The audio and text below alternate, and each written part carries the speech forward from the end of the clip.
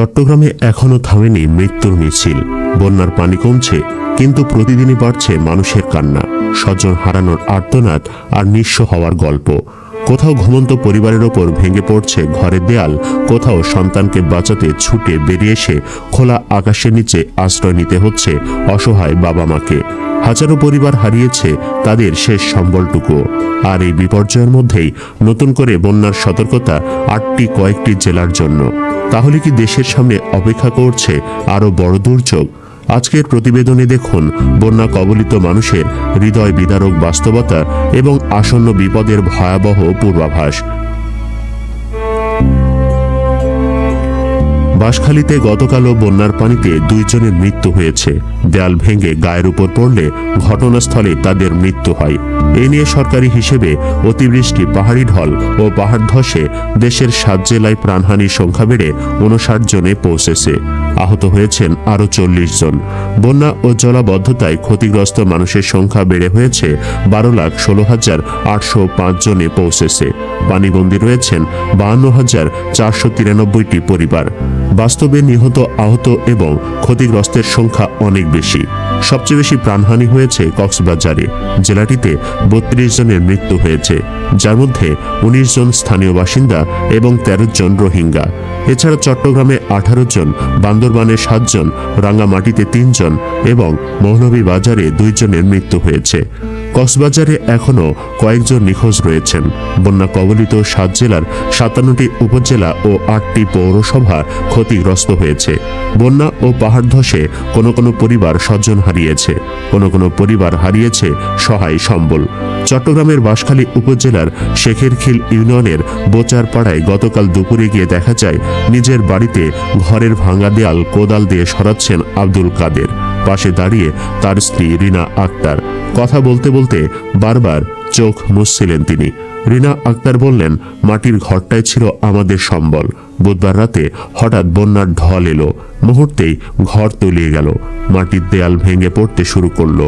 ছোট বাচ্চাদের নিয়ে প্রাণ বাঁচাতে দৌড়ে বের হয়ে আসি। এখন কোথায় থাকবো, কি খাবো, কিছুই জানি না। 5 কক্ষের ওই বাড়ির ঘরে আব্দুল কাদের ও তার বড় ভাই নূর কাদেরের পরিবার থাকত। 2 পরিবারের সদস্য 15 জন। 2 ভাই দিনমজুর। প্রতিদিন কাজ করলে চুলা জ্বলে, না করলে চলে না সংসার। নতুন করে ঘর তোলার সামর্থ্য তাদের নেই। ভাঙ্গা ঘরের সামনে দাঁড়িয়ে আব্দুল কাদের বলেন, এক রাতেই সব শেষ হয়ে গেল। চট্টগ্রামের বাঁশখালীর পাশাপাশি রাঙ্গামাটির বিলাইছড়ি উপজেলার ফারোয়া ইউনিয়নে এখন চলছে দুর্দশা। প্রলয়ঙ্কারী বন্যার পানি নেমে গেলেও এখনও জনজীবনে স্বাভাবিক অবস্থা ফিরে আসেনি। প্রলয়ঙ্কারী বন্যার ক্ষত কাটিয়ে উঠতে না উঠতেই সুপেয় পানির তীব্র সংকট, কর্মসংস্থানহীনতা ও ঘরবাড়ি হারানোর যন্ত্রণায় মানবেতর জীবনযাপন করছেন স্থানীয় বাসিন্দারা। উপজেলা প্রশাসন সূত্রে জানা যায়, পুরো বিলাইছড়ি উপজেলায় ক্ষতিগ্রস্ত পরিবারের সংখ্যা 1928টি এবং ফারোয়া বাজার সহ ক্ষতিগ্রস্ত দোকানপাটের সংখ্যা 274টি। ফারোয়া ইউনিয়নের চেয়ারম্যান বিদ্যালাল তঞ্চংজা জানান, এবারের বন্যায় ইউনিয়নের 17টি গ্রাম প্লাবিত হয়ে 1436টি পরিবার ক্ষতিগ্রস্ত হয়েছে। এ পর্যন্ত 850টি পরিবারকে ত্রাণ দেওয়া হয়েছে এবং 250 পরিবারকে সহায়তা প্রদানের কার্যক্রম চলমান রয়েছে। দুর্গম চাইনপাড়া ও আলীখেং নতুন পাড়া সহ কয়েকটি গ্রাম বাদে প্রায় সব এলাকায় ত্রাণ দেওয়া হয়েছে। বাকিগুলো পর্যায়ক্রমে দেওয়া হবে। তবে স্থানীয় ভুক্তভোগীদের অভিযোগ, সরকারি সহায়তা হিসেবে পাওয়া 10 কেজি চাল চাহিদার তুলনায় একেবারেই কম। ফারোয়া বাজার সহ আশপাশের দোকানপাট এখনও পুরোপুরি স্বাভাবিক হয়নি। ফলে সড়ক যোগাযোগ বিচ্ছিন্ন হওয়ায় নিত্য প্রয়োজনীয় পণ্য পরিবহনে নৌপথের ওপর নির্ভর করতে হচ্ছে, যা সাধারণ মানুষের ভোগান্তি বাড়িয়ে দিয়েছে। কেবল ত্রাণ দিয়ে এই বিপর্যয় কাটিয়ে ওঠা সম্ভব নয় উল্লেখ করে দ্রুত স্বাভাবিক জীবনে ফিরতে টেকসই পুনর্বাসন ও ক্ষতিগ্রস্ত হাটবাজার সহ বসতিগুলো সুপরিকল্পিত উপায়ে পুনর্গঠনের দাবি জানিয়েছেন ভুক্তভোগীরা। এদিকে বন্যার প্রভাবে স্থবির হয়ে পড়েছে শিক্ষার পরিবেশ। স্থানীয় বাসিন্দা সুদত্ত তঞ্চঙ্গা জানান, ফারোয়া সরকারি প্রাথমিক বিদ্যালয় সহ বেশ কয়েকটি শিক্ষা প্রতিষ্ঠানে হাঁটু সমান কাদা জমে থাকায় পাঠদান ব্যাহত হচ্ছে। সড়ক যোগাযোগ বিচ্ছিন্ন হওয়ায় ফারোয়া উচ্চ বিদ্যালয়ের অর্ধবার্ষিক পরীক্ষাও স্থগিত করা হয়েছে। অন্যদিকে চলাচলের পথ কাদাচ্ছন্ন থাকায় চর্মরোগ সহ নানা শারীরিক জটিলতা দেখা দিচ্ছে। স্থানীয় বাসিন্দা আশিস তঞ্চংজা জানান, টানা দ্বিতীয়বারের মতো বন্যায় প্লাবিত হওয়ায় পুরো ফারোয়াবাসীর জীবনযাত্রা বিপর্যস্ত। এলাকার অধিকাংশ নলকূপ তলিয়ে যাওয়ায় দেখা দিয়েছে সুপেয় পানির তীব্র সংকট। বাধ্য হয়ে অনেকে ঘোলা পানি ফুটিয়ে পান করলেও ডায়রিয়া সহ বিভিন্ন পানিবাহিত রোগের প্রাদুর্ভাব বাড়ছে। যমুনাছড়ি বমপাড়ার ধর্মীয় যাজক রেভা রবার্ট বম জানান, তাদের গ্রামের ধর্মীয় প্রতিষ্ঠান ও বসতবাড়ি তলিয়ে গেলেও এখন পর্যন্ত সরকারি বা রাজনৈতিক কোনো নেতৃবৃন্দ পরিদর্শনে যাননি। অতীতে বিভিন্ন দপ্তরে আবেদন করেও কোনো সাড়া মেলেনি বলে অভিযোগ তুলে তিনি প্রকৃত ক্ষয়ক্ষতি নিরূপণ ও ত্রাণ সহায়তার জন্য সংশ্লিষ্টদের দৃষ্টি আকর্ষণ করেন। কৃষি নির্ভর ফারোয়া ইউনিয়নের অর্থনীতিও চরম বিপর্যয়ের মুখে পড়েছে। এগুজাস্ট্রি গ্রামের বীরকুমার তঞ্চঞ্জা জানান, বন্যায় তার পেঁপে বাগান পুরোপুরি নষ্ট হয়ে গেছে। গোয়াইনছড়ি গ্রামের বাসিন্দা সখিলাল তঞ্চঞ্জা জানান, ঘরবাড়ি ভেঙে যাওয়ায় তারা চরম অনিশ্চয়তায় দিন কাটাচ্ছেন।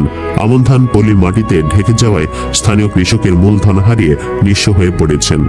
এদিকে চট্টগ্রামের দুর্দশা শেষ হতে না হতেই বিপদ সংকেত দিয়েছে আবহাওয়া অধিদপ্তর। পানি উন্নয়ন বোর্ডের বন্যা পূর্বাভাস ও সতর্কীকরণ কেন্দ্র জানিয়েছে, সুরমা নদীর পানি কমতে শুরু করায় সিলেট ও সুনামগঞ্জের বন্যা পরিস্থিতির উন্নতির সম্ভাবনা তৈরি হয়েছে।